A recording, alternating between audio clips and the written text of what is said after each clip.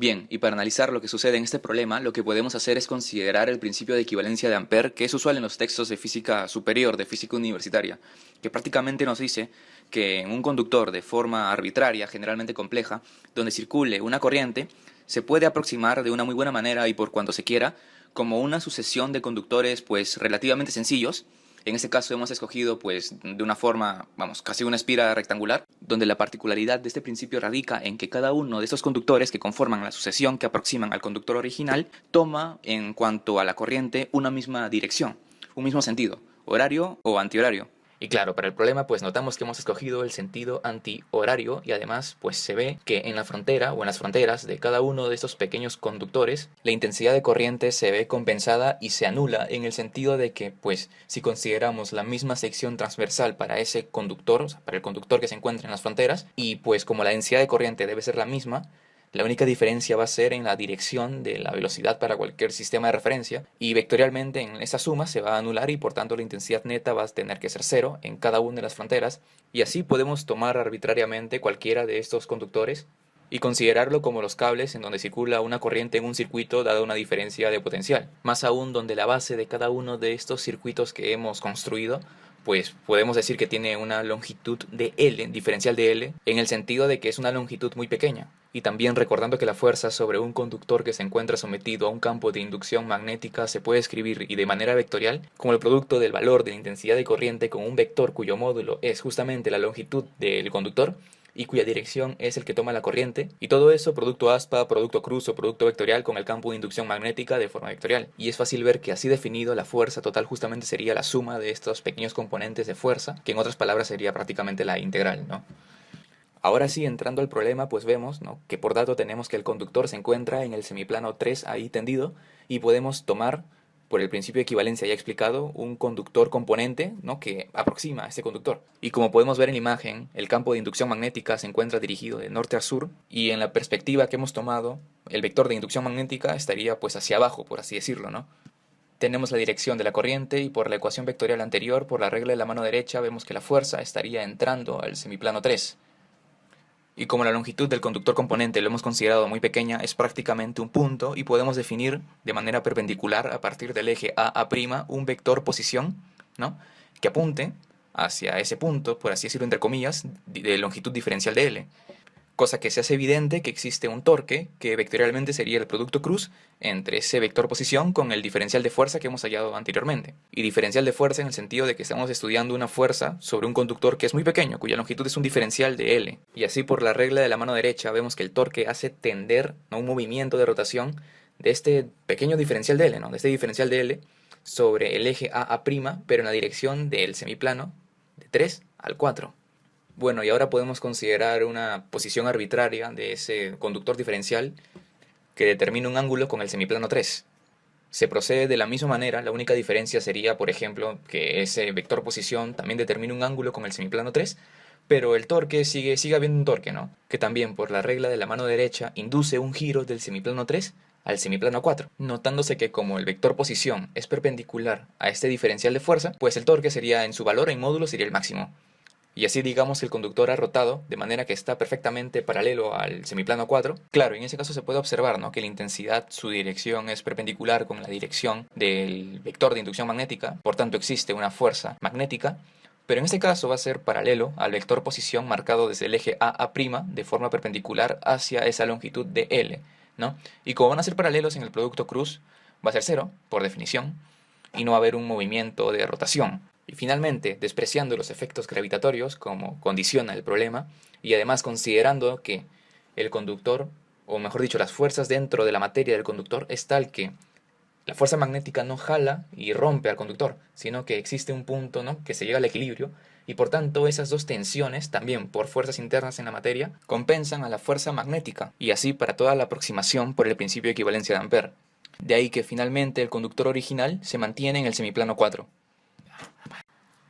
Bien, y ahora este problema, ¿no?, que es un clásico, pues entablamos una gráfica de flujo magnético versus el tiempo, Notamos que en el primer caso, a medida de que la espira rectangular pues ingresa a la región donde existe un campo de inducción magnética, el flujo sería, considerando el vector área también entrante, así como el campo de inducción magnética, el producto del módulo del campo de inducción magnética con esa porción de área, ¿no?, que recién está ingresando. O sea, sería B por ese X que ingresa por la longitud, por la altura de la espira rectangular. Pero claro, esa longitud X sería la rapidez por el tiempo, a partir de, ¿no?, de que comienza a ingresar al campo de inducción magnética, ¿no? Notamos que la relación entre el flujo magnético y el tiempo es directa y que por tanto describe, ¿no?, una recta en el plano de flujo versus tiempo con pendiente positiva. Y así la espira sigue ingresando hasta un instante de tiempo t igual a t sub 0, en donde toda la espira rectangular se encuentra por completo en la región donde existe campo. Y una vez llegado a ese punto es evidente de que el flujo no varía, porque en primer lugar ni el campo de inducción magnética va a variar en su valor, ni tampoco el área, pues el problema no está especificando eso. Entonces, a partir de ahí el flujo va a tomar un mismo valor que es el que tiene justamente después de haber ingresado, que es el producto del campo con la velocidad, con la altura y con ese tiempo t sub 0.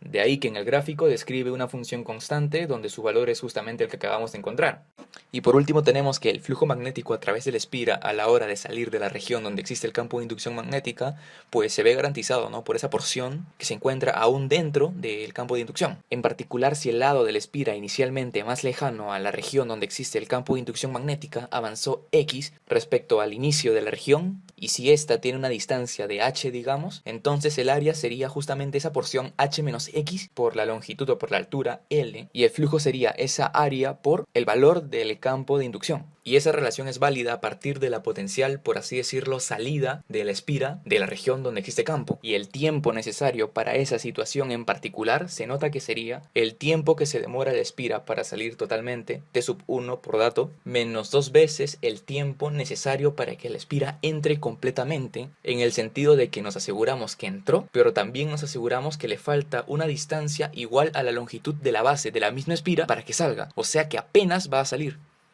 Y evaluando para ese tiempo, que sería t sub 1 menos 2 veces t sub 0, tenemos que para ese tiempo en particular su gráfica parte del flujo que hemos calculado anteriormente, y para el tiempo necesario como para que x recorra una distancia h, que sería el tiempo t sub 1 menos t sub 0, si lo evaluamos, pues el flujo sería 0. Sin embargo, ese dato para la gráfica propiamente dicha es insuficiente, porque estamos considerando el tiempo necesario para que, una vez que ingresó, salga completamente pues de la región de donde existe campo magnético. Pero para que ingrese totalmente, también hay un tiempo necesario, que sería t sub 0, y que tendríamos que sumarlo, o sea, sería t sub 1 menos t sub 0 más t sub 0, que sería la que va en la gráfica, t sub 1, en donde ahí recién el flujo sería 0. Y bien, ahora para resolver este último problema es bueno saber que en física superior existe un teorema que dice que la circulación del campo magnético es igual a la permeabilidad magnética en el vacío por el valor de esta intensidad de corriente propiamente dicha, ¿no? Si consideramos un conductor pues infinito, por la simetría cilíndrica notamos que B va a ser constante para cualquier circunferencia pues tomada centrada en el conductor. Y no solo eso, sino que también pues el vector de la intensidad de inducción magnética va a ser tangente para una circunferencia adecuada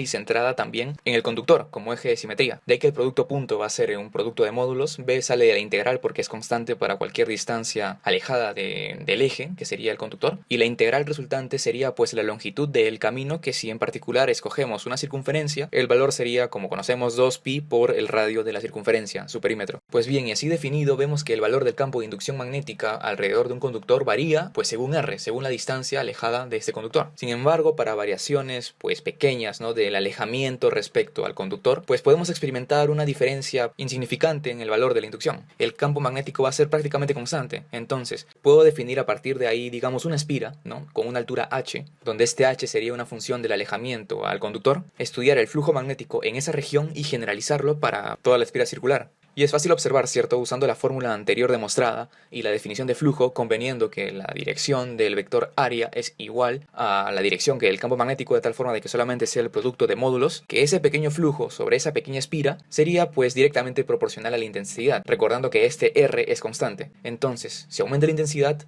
aumenta el flujo, hay mayor flujo entrante, y por la ley de Lenz, ¿no?, esa inercia magnética te pide de que mantengas constante tu flujo, no dentro de la espira. Entonces, si hay mucho flujo entrante, pues se debe inducir, ¿no?, un flujo saliente, y por la regla de la mano derecha ese flujo saliente pues sería garantizado por una intensidad que sea en sentido horario, ¿no? Y pues para el segundo inciso el razonamiento es análogo. La intensidad decrece, menos flujo entrante, se necesita más flujo entrante, regla de mano derecha, sentido horario, pues, ¿no? Para este último inciso podemos notar que el espira pues se está alejando, y por tanto esta distancia de alejamiento respecto al conductor en general pues está aumentando. En particular podríamos fijar, por así decirlo, una distancia r, pues considerando un punto del conductor a medida que se está alejando, trazar una recta paralela al conductor pero que pase por ese punto y que también determine otro punto en la espira circular. A partir de ahí escoger un r, y para ese r también tomar un pequeño crecimiento diferencial, un diferencial de r, y estudiar esa espira, ¿no?, que ahora tenemos construida.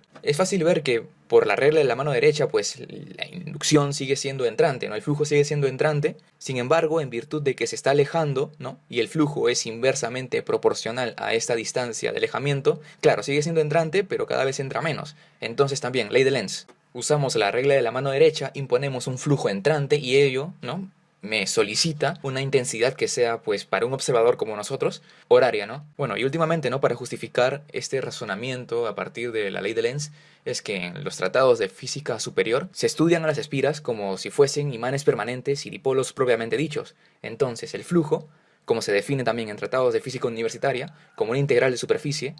del campo de inducción a través de toda una superficie que puede encerrar una región del espacio, siguiendo el razonamiento de la ley de Gauss, ese integral, ¿no?, sería proporcional a la carga, digamos, magnética que se encuentra dentro de esta superficie. Por ejemplo, si nosotros encerramos un dipolo, que sería análogo a una espira, esa carga magnética pues sería cero porque es un dipolo, ¿no? Ahora bien, esa integral de superficie pues se puede demostrar muy fácilmente mediante herramientas del cálculo avanzado, que se puede expresar como una integral de volumen a partir de una ley que se conoce como la ley de Gauss, como la integral sobre todo un volumen de una operación a partir del campo de inducción magnética, que así denotada por esa letra nabla pues sería la divergencia, como se conoce en matemática superior, del campo de inducción, que su interpretación física, ¿no?, que viene derivada del teorema del valor medio para integrales, es el flujo en tránsito por unidad de volumen a partir de una región de volumen B, pero que se encuentra acotada por una área superficial A. Entonces se deduce que la divergencia, ¿no?, de este campo de inducción debe ser cero. Y esta, una de las leyes de Maxwell, representa, ¿no?, la conservación del flujo magnético,